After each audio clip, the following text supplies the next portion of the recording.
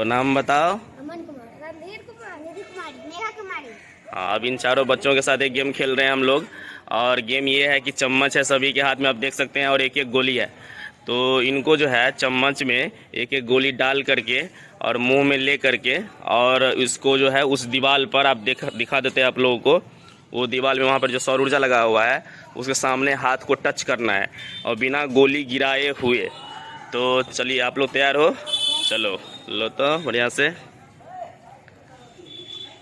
चलिए। चलिए 1 2 3 आ जाओ।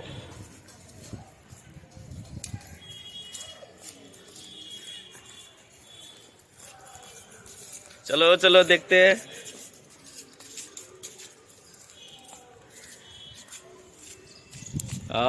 मेगा गिर गया। तो सबसे पहले जो है वहाँ पर निधि जो है इसमें टच कर दी बिना गोली गिराए। तो चलो ठीक है, आप लोग ताली बजाओ साहब।